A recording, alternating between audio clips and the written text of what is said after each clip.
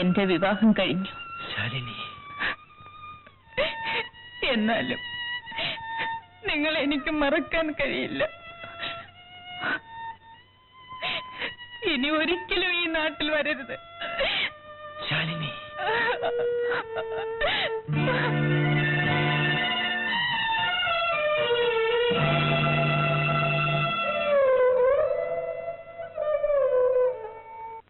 ശാലിനി, ഇതാ എനിക്ക് ശമ്പളം കിട്ടി. ഊണ് തയ്യാറായോ? വിളമ്പ. ഏയ്, എനിക്ക് ഉടനെ പോണം. കണ്ടോ, അതിനു മുമ്പ് മുഖം മാടി.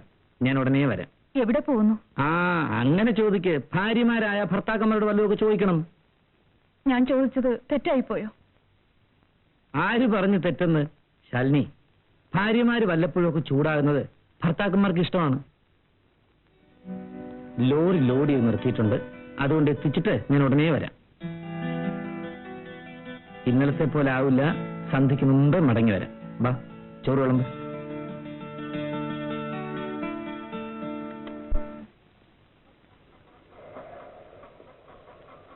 വലിയ മുതലാളി വന്നിട്ടുണ്ട്. നിന്നെ കാണണമെന്ന് പറഞ്ഞു. നമുക്ക് അതുവരെ ഇന്ന് പോകണം. നീ വേഗം ഒരുങ്ങിക്കോ.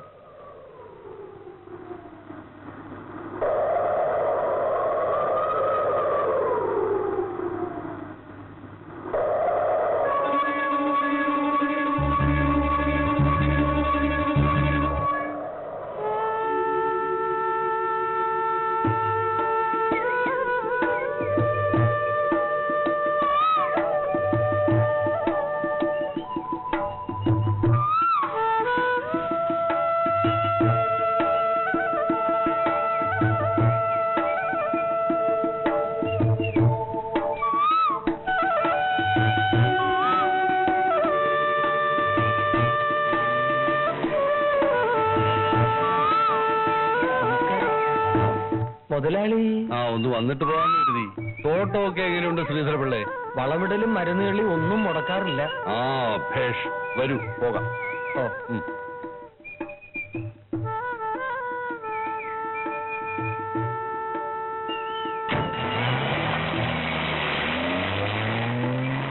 ശ്രീധര പിള്ളേ, നമ്മുടെ ആ 14-ാം നമ്പർ ബ്ലോക്കിലെ ചെടികളൊക്കെ ഇല്ലേ, അതിനൊരു എന്ത് പ്രായമായി കാണും?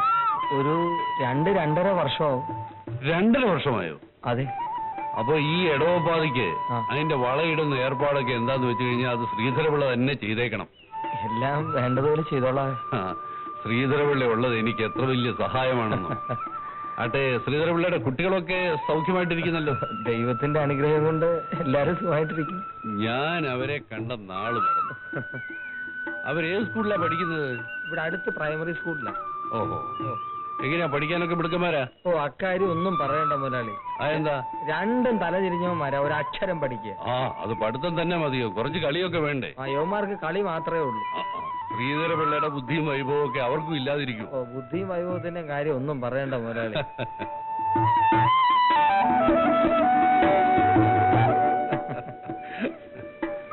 വല്ലപ്പോഴുമൊക്കെ മുതലാളി ഇവിടെ നിന്ന് താമസിക്കുന്നത് എനിക്കൊരു സന്തോഷമാണ്. എനിക്കും അങ്ങനെ തന്നെയാ ശ്രീധരപിള്ളേ. എന്നാ വീട്ടിലോട്ട് പോയി ആഹാരത്തിനുള്ള കാര്യമൊക്കെ ഏർപ്പാട് ചെയ്തിട്ട് ഉടനെ വരാം. ശ്രീധരപിള്ളേ, മുറിയൊക്കെ ഒന്ന് അടിച്ചു വരണം. എന്നാ എന്നത് കഴിഞ്ഞിട്ട് വാ. വേണ്ട, പിള്ള പോയിക്കോ, മറ്റാരെങ്കിലും അയച്ചാ മതി. നിങ്ങൾ തന്നെ പോയാൽ മതി. എടീ, ബംഗ്ലാവ് ആകെ വൃത്തികേട്. ബംഗ്ലാവുകളൊക്കെ അങ്ങനെ തന്നെയാ. എടീ, നീ ഒന്ന് അടിച്ചു വാരി കൊടുക്കും. നിങ്ങൾക്ക് ചെയ്താൽ എന്താ? അതെങ്ങനെ? പെണ്ണുങ്ങൾ ചെയ്യാനുള്ള ജോലി ഞാൻ ചെയ്താലൊക്കെ മുടി. നീ ഒന്ന് പോ.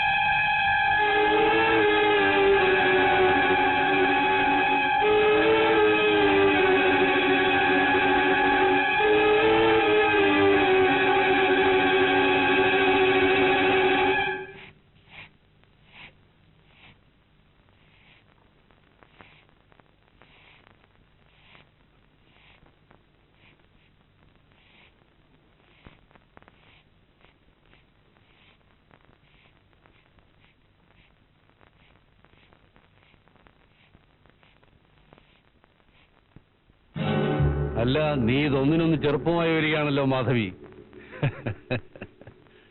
മുതലാളി, ദയവ് ചെയ്തെന്നെ ഉപദ്രവിക്കരുത്. ഞാനൊരാളിന്റെ ഭാര്യയാണ്. ഓ, ശ്രീധരപിള്ളയല്ലേ? ആ മനുഷ്യൻ മുതലാളിക്ക് നിസ്സാരനായിരിക്കാം, പക്ഷേ എനിക്ക് ദൈവമാണ്. ഇതൊക്കെ ആരെങ്കിലും അറിയാൻ പോകുന്നോന്ന്? വലിയവർക്ക് ഇതൊക്കെ നിസ്സാരമായിരിക്കും.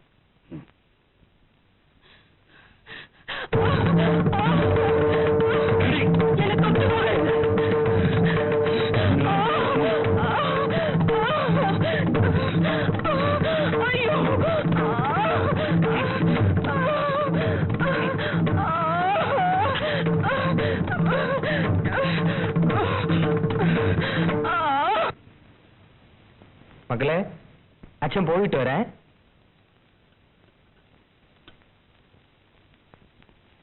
മാധവി, നിങ്ങൾ ഇങ്ങോട്ട് പോന്നുവല്ലേ?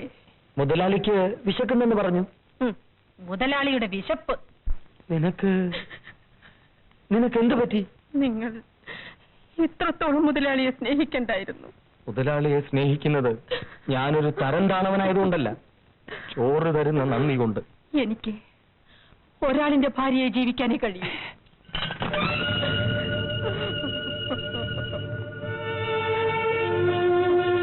മക്കളെ,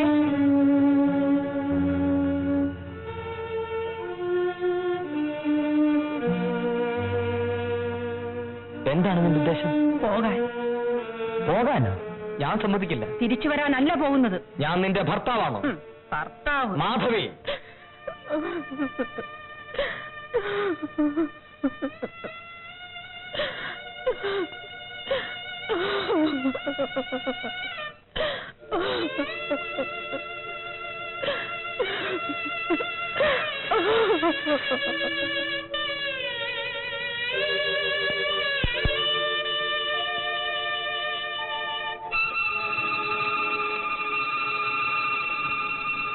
മുതലാളി,